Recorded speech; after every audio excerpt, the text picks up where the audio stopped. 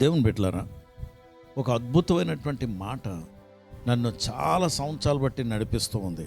First time నేను ఆ మాట చూసేటప్పటికి నేను చాలా సంతోషించాను, ఆనందించాను.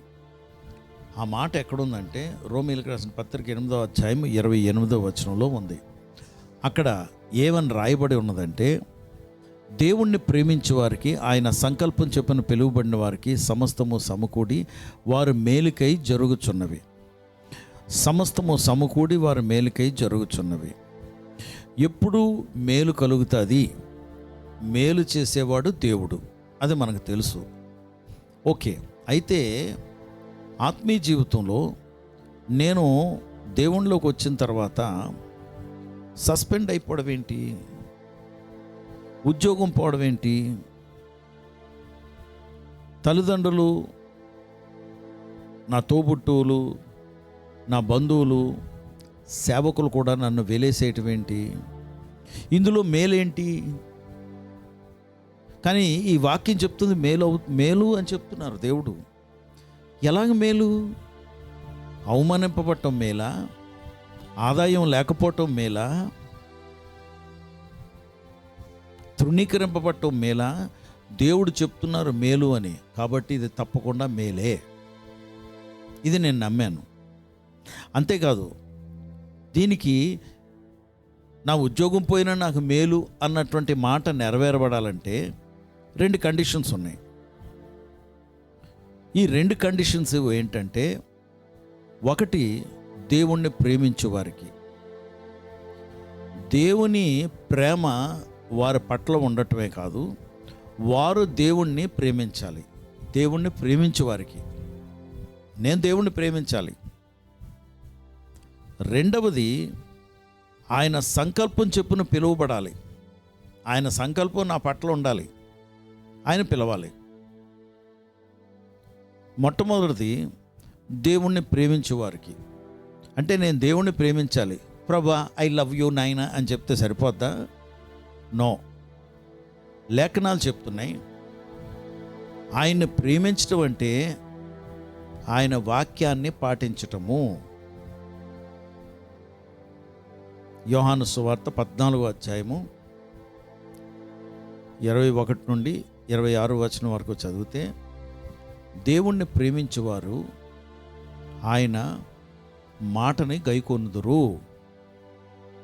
కనుక ఆయన్ని ప్రేమించడం అంటే ఆయన మాట వింటము.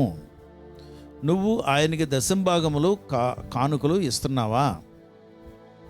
తోటి వారిని ప్రేమిస్తున్నావా? తోటి వారిని క్షమిస్తున్నావా?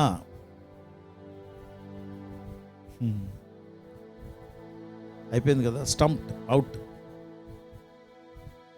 అప్పుడు ఆ కండిషన్ ఫుల్ఫిల్ అయితే, దేవుని వాక్యమును బట్టి నడుస్తుంటే ఆయన ప్రేమించటం, ఆయన సంకల్పం చొప్పున పిలువబడుట. ఆయన సంకల్పం నీ పట్ల ఉండాలి, అందరి పట్ల ఉంది, ఓకే. కానీ ఆయన పిలవాలి. ఆయన పిలిచిన తర్వాత నువ్వు దానికి ప్రత్యుత్తరం ఇవ్వాలి. ఎలాగివ్వాలి? ఆయన పిలిస్తే ఎలా పిలిచాడో ఆ పిలుపుకి నువ్వు లోబడాలి.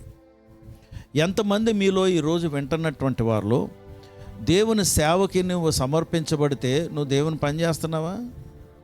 ఎగ్గొట్టి ఇటోటు తిరుగుతున్నావు.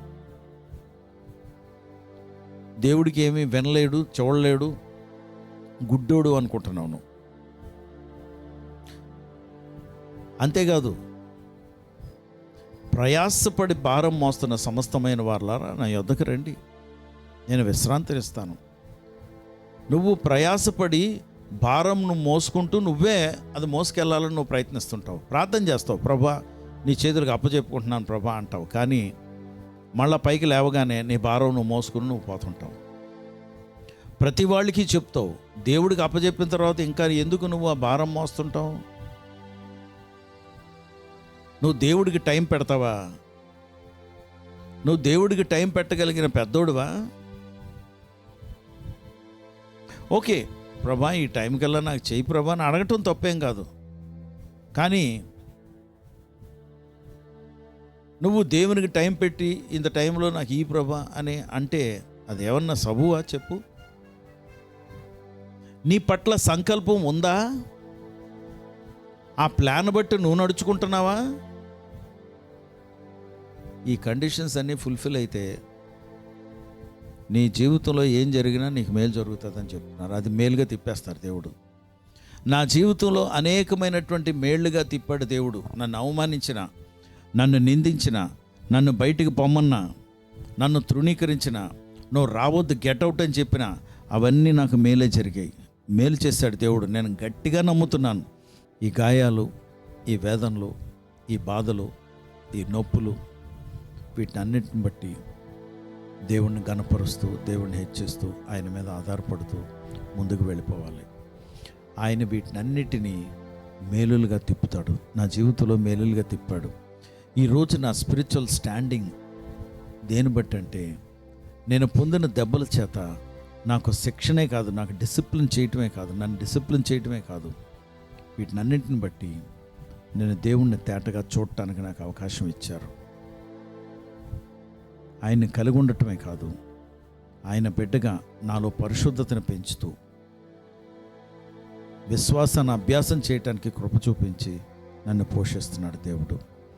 పరిశుద్ధుడా ప్రభా, నీకు వందనాలు, స్తోత్రాలు. అద్భుతమైనటువంటి నీ మాటను నాయనా నీ బిడ్డలు ఎదుట పెట్టాను ప్రభా.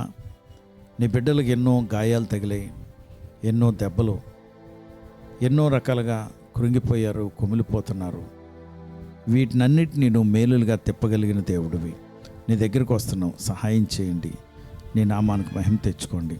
యేసు నామములో ప్రార్థించి వేడుకొంచున్నాం తండ్రి, ఆమెన్.